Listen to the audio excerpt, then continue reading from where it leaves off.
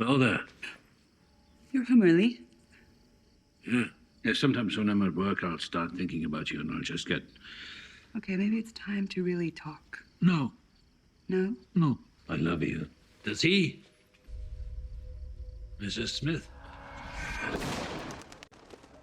Your wife, is she here? She all right? I don't think she is. Are you listening to me, Rob? In California, a rich aeronautics engineer named Theodore Ted Crawford lives with his wife Jennifer in a lavish mansion. Unlike his professional life, in which he's admired, respected, and quite successful, Ted's marriage has long lost its spark and become quite procedural. Soon, Ted learns that Jennifer is having an affair with a lieutenant in the local police department, Rob Nunali, and instead of confronting her, he keeps it to himself until he finds the best way to handle it. One afternoon, Ted concludes his meeting with his clients early, and without even giving them a chance to confirm his analysis, speeds out to a hotel where he suspects his wife and Rob would be. Before going inside, Ted calls the police station from a payphone, asks for the lieutenant, and learns that he will be on duty that night. Seemingly satisfied with this news, Ted calmly heads inside the hotel, where Jennifer and Rob are enjoying themselves at the pool, takes a moment to observe them having fun without a care in the world before sneaking into their room. There, Ted spends a few minutes staring at the messy bed, wondering where it all went wrong, and instead of using the opportunity to catch his wife red-handed and confront her, quietly heads back, leaving no trace of his presence. Meanwhile, blissfully unaware of the recent developments, the lieutenant and Jennifer continue to have fun and to enjoy each other's company. Deeply in love with his companion, Rob offers to take Jennifer to dinner so he can get to know her better. Terrified to be seen in public with him and the potential consequences, and hoping to return home before her husband does, Jennifer politely declines the offer and instead tries to distract him and changes the topic. Later, Jennifer returns to her lavish mansion, politely greets their gardener, Cairo, and rushes inside, where she's surprised to find her workaholic husband, who doesn't normally return from work until late at night, waiting for her. Suppressing her shock and dismay, Jennifer quietly greets Ted, who rants about how he feels about her before asking her if she still loves him. Struggling to manage the panic rising inside her, Jennifer tries to appear calm and, knowing there's no way she can give Ted the answer he wants and convince him, proceeds to the kitchen to prepare dinner, hoping he will drop his interrogation soon. However, this doesn't really work as Jennifer hoped, as Ted professes his love for her and asks her if her boyfriend loves her too. Utterly horrified by the question, Jennifer starts to apologize, but before she can even finish her sentence and explain herself, Ted shoots her from point-blank range.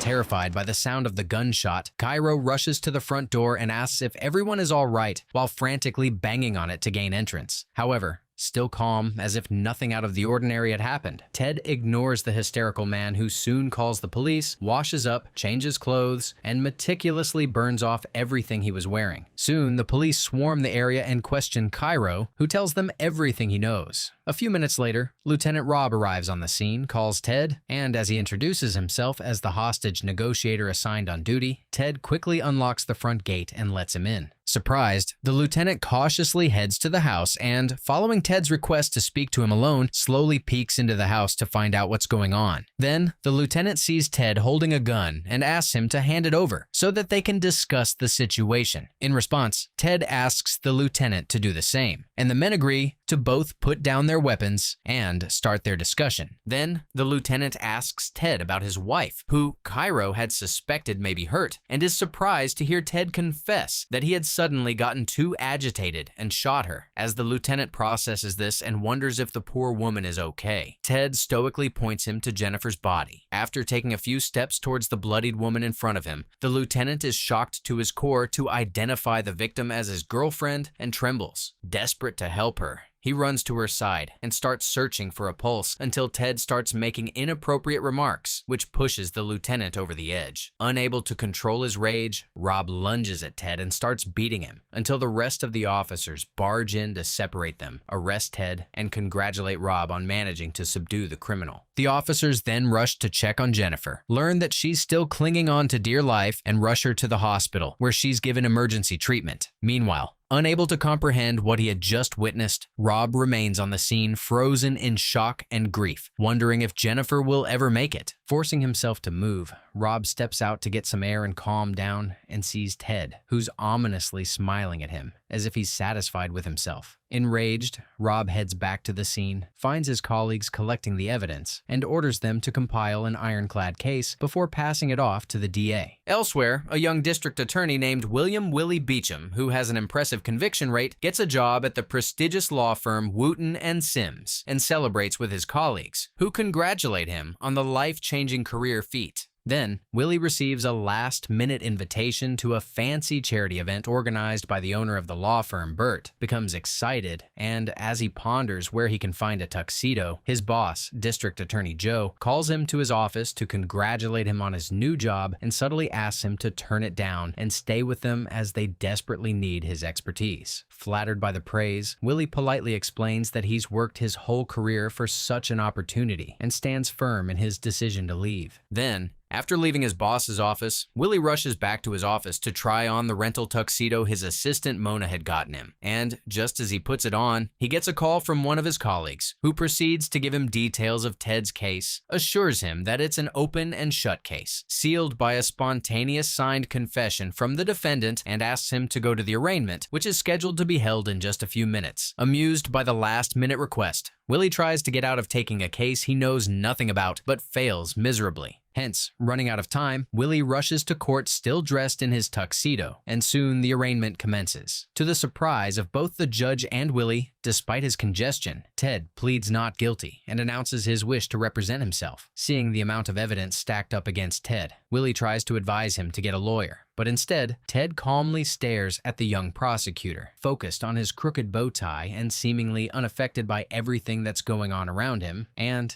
as if the crooked tie is the core of his problems, signals him to fix it. Unnerved by this, Willie subtly fixes the tie and continues to make his point. Smiling at the now fixed bow tie, Ted once again ignores the advice and surprises the room even further by asking the judge to skip the preliminary hearing and go straight to the trial. Concerned, the judge reminds Ted that he cannot use any of this as grounds for an appeal and asks him to reconsider and think about it all. To no avail. On behalf of the DA's office, Willie accepts the terms, and knowing that he won't be around to prosecute the seemingly insane man, informs the judge that someone else will take over the case and prepare for trial. However, Ted asks Willie to stay on, and to the shock of everyone, announces that he likes the young rising star. The judge then announces the case will go to trial at the first available date. While this session leaves everyone confused, Lieutenant Rob, who's quietly been attending the arraignment, follows Willie out to speak to him about the case.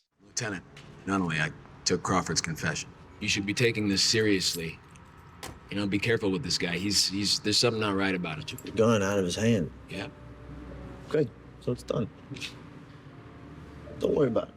Willie then rushes to the charity event, where he meets a senior associate and his supervisor, Nikki Gardner. After introducing herself, Nikki, who's been baffled by the fact that the CEO, Bert, had time to interview a junior associate and hire him with immediate effect, formally welcomes the young man, who's excited by the prospect of joining the glamorous new world. Then, while Willie enjoys the lavish party, he gets a call from one of the detectives on the case, named Flores, who gives him the bewildering news that the gun that was recovered from the crime scene was never fired. Confused by this, Willie reminds the detective that Ted never left the house until he was arrested, which means the gun is still in the house, and advises the detective to go back to the house with his team and search every inch of it thoroughly. Forcing this bizarre information and the case out of his mind, Willie rejoins his colleagues, but instead of enjoying it, spends the whole time staring at Nikki, mesmerized by her beauty. The next morning, Willie wakes up early, and as he heads out to the Crawford residence to join the detectives on their search, he receives a call from an assistant at the law firm, asking him detailed questions about how he wants his new office decorated. Distracted by the case at hand, Willie promises to make his decision soon and proceeds inside.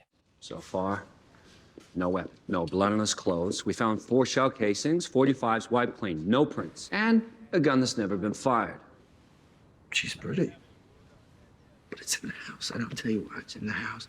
Because people were watching the house. And he never came out. The next day, Willie goes to the law firm, where he meets his new assistant to discuss the layout of his office and choose furniture. He then meets with Nikki, and she briefs him about their important client named Warfield, who's accused of stealing millions of dollars from his company. Tells him to catch up on months of deposition in just 2 weeks so that he can join them on their trip to Chicago to defend him. Warns him that Burt is looking to test him with the case and advises him to be ready. Excited by the new challenge, Willie informs Nikki that he will start preparing for it as soon as possible and assures her that he's in the process of closing and handing over all of his cases at the DA's office. That afternoon at the DA's office, Willie is annoyed to see that Ted has marked and sent back all the files he had sent him as part of the discovery and goes to prison to speak to him. There, despite having had some time to reflect on everything that happened, Ted remains as calm as ever and greets Willie with his taunting, ominous smile that the lawyer has come to associate with him. Ignoring this, Willie tries to get straight to the point, but before he can speak, Ted boldly asks how his comatose wife is doing and takes him by surprise. Determined not to engage in whatever mind game the defendant is playing, Willie, who's eager to get on with the trial and move on with his life, gets straight to the point and explains that the discovery files are for him to study and prepare his defense on. Seemingly enjoying himself, Ted points out that the prosecution hasn't really discovered anything useful and taunts him by asking if they have found the murder weapon. Willie tries to speed along the conversation and assures Ted that he doesn't need the gun to convict him, but is shocked when Ted accuses him of being too distracted by the Warfield case to spend enough time preparing for the case. While Willie is stunned speechless, Ted explains that he has hired a private investigator to learn about him and how he navigated his way through law school with a massive debt to become a DA with an impressive conviction rate. Now exasperated by the confusing defendant, who seems to care about everything else but his own case, Willie tries to change the subject back to the upcoming trial until Ted offers him a handsome pay to change sides, represent him in court, and be on the winning side. Flabbergasted, Willie politely declines, announces that he will see out his remaining few days at the DA's office as his prosecutor, and reminds him to prepare a witness list. Relaxing in his seat, Ted ominously reminds Willie that only guilty people need witnesses. Not to investigate me. Why not? You're investigating me.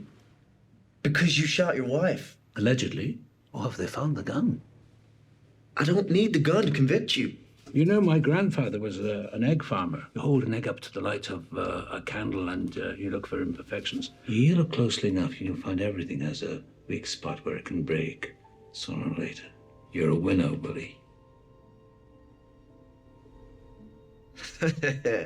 This is so eerie. On the day of the trial, Willie wakes up early, prepares, and heads to court, ready to prove his case. In court, Willie calls the gardener, Ciro, as his first witness and questions him. Ciro narrates that on that fateful day, Ted had come home unusually early and waited for his wife to arrive, right after which the gunshots were heard. He then narrates that after his efforts to check on the couple failed, he had called the police, waited for them to arrive, and ascertained that no one had left or entered the house during that time. Seemingly unaffected by all of this, Ted sits in his chair, doodling his favorite, without even looking up once. Once Cairo finishes answering Willie's questions, Judge Robinson addresses Ted and informs him that he can also question the gardener. But instead, Ted politely greets Cairo and announces that he has no questions. Willie then calls an officer who had arrived on the scene first to the stand. The officer details that once they had suspected there was a hostage situation, they had called the SWAT, and a hostage negotiator affirmed that they had secured the perimeter and waited for them to take over. Still unbothered, Ted continues doodling without a care in the world. Willie ignores this unusual attitude of the defender and calls a forensic expert to the stand. The doctor details that Jennifer's severe injuries have caused irreparable damage to her frontal lobe. Willie then goes out on a limb and asks the doctor if the shooter who had inflicted such grave injuries meant to kill his victim. Before she could answer, Judge Robinson, who's perplexed by Ted's nonchalance, interrupts him from his drawing, which seems to be his sole focus, and gives him a chance to object to the line of questioning, citing that the doctor has no way of knowing his thought process. Ted once again waves this off and allows Willie to continue his questioning. Then, as his fourth witness, Willie calls Rob to the stand and questions him about the tragic night. Rob narrates every single detail of the incident, repeats his conversation with Ted as if he had memorized it word for word, and gives a detailed account of Ted's spontaneous verbal confession. Then, to the surprise of the judge, Ted, who had seemed totally uninterested by the proceedings things so far, mutters his objection and is soon given a chance to elaborate. I don't know what you'd call it, but I don't know the legal terminology. Well, why don't you try and explain it in layman's terms? The victim. I'm sorry, Your Honor, but what would you call it legally when the officer who arrested you was having sexual intercourse with your wife? Oh, what a way to express his first objection. The air is suddenly sucked out of the courtroom by the shocking revelation, and everyone remains frozen in place, trying to process the implication of the accusation, except Ted, who smiles at the chaos. Seeing the devastated look on Rob's face, Willie's heart sank to his stomach. Then, desperately hoping that this is just a made-up distraction by the erratic defendant, Willie slowly approaches Rob to confront him about the crucial piece of information as an infuriated Rob, who had gotten exposed so unexpectedly, lunges at Ted in front of everyone and has to be restrained by fellow officers. Once the chaos settles down, Willie and Ted are called to the judge's chambers to discuss the situation. With a smile on his face and as relaxed as ever, Ted stands by the accusation he's made and reveals that his private investigator has discovered many hotel records of Jennifer and Rob's affair and offers to share them with the court. To make matters worse for the prosecution, Ted reveals that his confession was made under duress while he was being attacked by Rob, and adds that he was terrified for his life when he wrote and signed it at the station as he was interrogated by his wife's lover, who had just attacked him. Mr. Crawford was under duress. The confessions and any evidence gathered while Mr. Nunley was present will all have to be excluded as fruit of the poisonous tree. This is a setup. I'm sorry, Mr. Beecham, but I am not going to allow coerced confessions in my courtroom. The witness was intimate with the victim and assaulted the defendant during the arrest. Quite contrary to the prosecutor, a calm Ted asks the judge to release him on bail in time for Thanksgiving, as the prosecution's case is seemingly faltering. After careful consideration, the judge gives Willie the long weekend to come up with new evidence and schedules to reconvene with them on Monday. Unable to think straight, Willie heads back to the DA's office, where he finds his boss waiting for him. Joe scolds Willie for his negligence and accuses him of being too distracted by the prospect of the new shining world of the law firm and dropping the ball on the case. Without giving Willie a chance to explain himself, Joe takes him off the case in hopes of doing some damage control, once again calls him out for being too arrogant, and begrudgingly remarks that he has left him with a massive blunder to clean up. That evening, Willie attends a lavish party at the law firm, where Nikki tells him that she had to fight hard on his behalf to convince Bert not to fire him after the embarrassing shenanigan that happened in court. Relieved to hear that he will no longer be working on the case, Nikki meets with Willie after the party, spends the night with him, and invites him to Thanksgiving dinner with her family. Later, Willie returns home and is annoyed to receive a box of broken eggshells. Enraged that Ted is enjoying himself at the cost of everyone else, Willie decides that he needs to stop the psychotic man and rushes to the DA's office, where he takes full responsibility for the embarrassment he caused the office and asks Joe to give him the case back. Amused by the request, Joe reminds Willie that if he were to lose the case after taking it back, he would stand to lose the new glamorous job and the future he's worked so hard for, and also his job as a prosecutor. Determined more than ever to put a stop to the madness, Willie accepts all the risks, assures his boss that the psychopathic defender won't get away with his crime, and jumps back on the case. Should you really stake your whole future on this case, Willie? As a first order of business, Willie rushes to the police station to speak to Detective Flores and discusses that they must find the gun that's surely still in the house, as there was no way Ted could have gotten it out. Sympathizing with Willie, the detective agrees to search the house with his team once more. Willie then tracks down Rob, who, in light of the affair, had a fallout with his wife and kids, is being stalked by the media, and scolds him for his poor decision-making. Still deeply wounded by everything, Rob shares that he never knew Jennifer's last name or address, that he had no idea that Ted knew about the affair, and explains that following Jennifer's strict rules, he used to meet her at a local hotel twice a week. The detective explains that Jennifer meant a lot to him, and pleads with Willie to get justice for her. Willie then heads to the hotel, visits the room Jennifer and Rob frequented, and asks for the surveillance footage from the day of the incident. He then goes to the Crawford residence, where he is devastated to find that after a thorough search, the detectives have once again come up short. Puzzled by the situation that seemed to defy logic, Willie goes to Ted's office to search for any clues and learn more about the meticulous defendant, and while he's there, he's shocked to receive a call from Ted, who, after taunting him and asking him the type of coffee he would like, asks him to have the trip he had planned with Jennifer canceled as he fears she might not be well enough to make it. Annoyed by the blatant mockery, Willie slams the phone shut and storms out of the office. As he drives away, Willie realizes that the once slum dunk case is slipping out of his hands with each second, and mentally goes through the case once more to figure out where he can find any evidence or witness that will support his cause, but fails miserably. Desperate, Willie goes to the hospital to visit Jennifer, who's the only witness that can credibly testify against Ted, sits by her bed, and reads her a book, hoping it will somehow keep her engaged enough and help her come out of her coma soon. However, the doctor soon informs him that his efforts won't count for much, as the extensive injuries have left too much damage. And even if Jennifer does miraculously come out of the coma, she won't even know how to speak, let alone take the stand. Discouraged by this, Willie heads back home, questioning everything and wondering if there's anything he can do to finally crack the old man's perfectly crafted case. The next day, while enjoying Thanksgiving dinner with Nikki and her family, Willie informs Nikki that he's back on the case, which throws her off. Furious by his decision, Nikki explains that his irrational decision makes her look like she has no control over the junior associate, who seems unprepared to join the corporate world. Stressed out, Willie reminds Nikki that he never asked her to fight for him. This offends her a great deal. Willie then thanks the family for inviting him and heads back home. When he gets there, Willie is surprised to find a desolate Rob waiting for him in his driveway and goes to speak with him. Let's find it. We can't. You want to move on? I know a guy in the evidence room, and he owes me a favor. He can swap these for the shells and evidence. Go home. What else you got, man? Go home. Willie then gets inside and is relieved to find a voicemail waiting for him from the hotel, informing him that the security footage is ready. Ignoring Nikki's voicemail, Willie goes out to pick up the video, heads to the police station, and watches it with Detective Flores. In the footage, the duo sees Ted, who's wearing a large hat, entering the hotel on the day of the incident. Clearly able to recognize Ted, despite the hat, the detective urges Willie to use the footage to show Ted had learned about his wife's affair and hence had gone home to wait for her and attack her. However, Willie refuses to taint his case with the grainy video in which the hat clearly covers the defendant's face, and the desperate duo gets in a fight, blaming one another for the shortcomings of the case. Frustrated, Willie heads back to his house and gets a call from Rob, who tells him that he has successfully planted the murder weapon. This can't end well. On Monday morning, Willie heads to his office to prepare for the trial that's in a couple of hours and calls Mona to his office to talk to her. I'm mad at you. Oh, okay. Can I ask you to do something for me this morning? Yeah. Could you sit outside the courtroom? Because I might call you. Come inside and whisper something in my ear about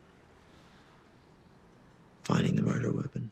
Mona and Willie head to the court, where the trial soon starts. Then, before Willie can address the court, Ted boldly submits a motion for acquittal on the grounds of lack of new evidence and even quotes the penal code. Amused by the sudden improvement of the defendant's legal skill, Judge Robinson asks Willie if he has discovered any new evidence. As Rob, Joe, and the whole courtroom hold their breath in anticipation, Willie asks for a moment to make a decision. Proceeds to call Mona, but realizes that he couldn't be the type of prosecutor who would fabricate evidence. Hence, to the utter devastation of the lieutenant and his boss, Willie informs the court that he doesn't have any new evidence. Surprised by this, the judge apologizes to the jury, dismisses them, and acquits Ted. Afterwards, Ted mocks both Willie and Rob as he passes them and follows everyone out of the courtroom. Still overwhelmed, a perplexed Willie remains in his seat, contemplating everything, until he receives a call from Nikki, who tries to comfort him on his loss. However, this conversation is interrupted by the sudden sound of a gunshot, and Willie drops everything to rush out to the hallways to find out what's going on. Once there, Willie learns that Rob, who had lost everything, including his reputation, could no longer take it, and hence has shot and killed himself. Utterly shocked by the tragedy, Willie takes a moment to gather his thoughts and wrap his mind around everything, while Ted, who's totally unaffected by the gruesome turn of events, shrugs it off and heads to his house. Once there, Ted returns his gun to its case, takes a moment to mentally analyze his carefully laid out plans, and smiles to himself, realizing that it couldn't have gone any better. The next morning, Ted heads to the hospital to visit his wife, finds Willie, who's been keeping her company, desperately wishing for some kind of miracle, and starts taunting him. Tired of all the back-and-forth games Ted seems to be enjoying, Willie ignores the old man and proceeds to leave until Ted, who, as the husband, has legal authority, threatens to take Jennifer off life support and end her life. Flabbergasted and scolding himself for not preparing for such a cruel eventuality, Willie scrambles to find a solution to rescue Jennifer, heads to the law firm to see Nikki, admits that he doesn't know much about civil court, and asks her help to get a restraining order against Ted and challenge his health proxy. Disappointed by his obsession with the case he already lost, Nikki explains that she can no longer make excuses for him with Bert, ignores his request, which she believes has nothing to do with her or the law firm, and heads out. Willie then rushes to the DA's office to ask Joe to help him get in touch with a civil court judge, and is instead shocked to learn that Ted has gotten a restraining order against him, citing his unwanted presence at the hospital. Joe then sternly reminds him that he has blown the only chance he had to convict Ted, who is now a free civilian, and advises him to stay away from him. How's he always a step ahead? Determined not to give up, Willie visits Nikki's father, Judge Gardner, and begs him for help. Sympathizing with the cause, the judge agrees to help, despite knowing that his orders will be overturned on appeal. With the signed order in hand, Willie drives like a maniac, runs through traffic lights, arrives at the hospital, but is devastated to learn that despite his best efforts, he's too late. Then, Willie, who has caused a scene trying to stop the procedure, is pinned to the ground by security and helplessly watches as Jennifer, the only witness who can put Ted away, flatlines and is pronounced dead. In the aftermath, fired from both the prestigious law firm and the DA's office, Willie is forced to reevaluate his life as he suddenly finds himself without prospects, and instead, the thought that his negligence awarded a psychopathic murderer his freedom. A few days later, once the dust settles, Joe visits Willie at his house and offers him his job back. Still hung up on the turbulent case, Willie politely declines the offer, discusses details of the case with his boss one more time, and escorts him out. Later that day, after reflecting on his conversation with his boss, Willie becomes inspired to study the case further and spends hours going over the files and similar cases. He then goes to the police station to discuss the case with Detective Flores and review the evidence again. Later, while Willie studies Rob's file, he notices the detective, who has a similar phone to his, accidentally take his phone, answer it, soon realizes that it's not his, and give it back. Suddenly having an epiphany that cracks the case wide open, Willie takes his phone back, realizes that Ted is on the other line, and begrudgingly talks to him. Blissfully unaware that Willie's still after him, Ted calmly informs Willie that he's going on a trip, bids him farewell, and informs him that he has left him a gift at his mansion. That night, unusually calm, Willie goes to Ted's house and, after gaining entrance, goes straight to the cabinet where the gun is kept and inspects it closely. Then, Willie, who has finally figured out how the crime was committed, narrates exactly how it happened.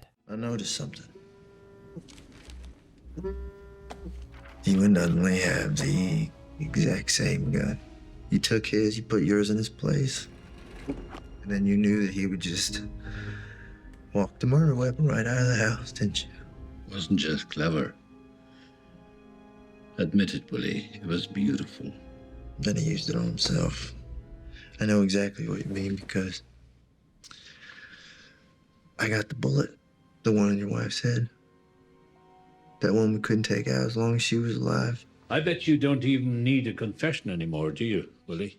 Assuming he's protected by double jeopardy, Ted spontaneously confesses and brags about how good it felt to shoot his wife for her betrayal, watch the life drain out of her, and adds that it was even better to see the horror in Rob's eyes when he discovered her body on the scene and desperately tried to revive her. As Willie watches in disgust, Ted continues congratulating himself on the beautifully crafted master plan and the excellent execution, and announces the law can never touch him now. Willie patiently lets the maniac finish his horrific outburst, and, for once the calm one, slowly informs him that since Jennifer was alive during the trial, he was tried for attempted murder, and now that she has died, he will be charged with murder, face a new trial, and go against all the newly discovered evidence and spontaneous confession. For the first time since the fateful night, a look of panic and nervousness is displayed on Ted's face as he realizes that he's been beaten at his own game, which he thought he had masterfully executed. Ted is then taken into custody by a delighted Detective Flores and his team and soon stands trial, during which he's surrounded by a team of defense attorneys. How are you going to get out of this one, Ted? As the trial begins, sitting alone on the prosecution side and confident in his case, Willie quietly signals Ted to fix his tie and smiles to himself when he does, amused at Ted's nervousness. Then, Willie prepares to make his opening statement. Finally, feeling at home and looking to continue making a difference by taking one criminal off the street at a time.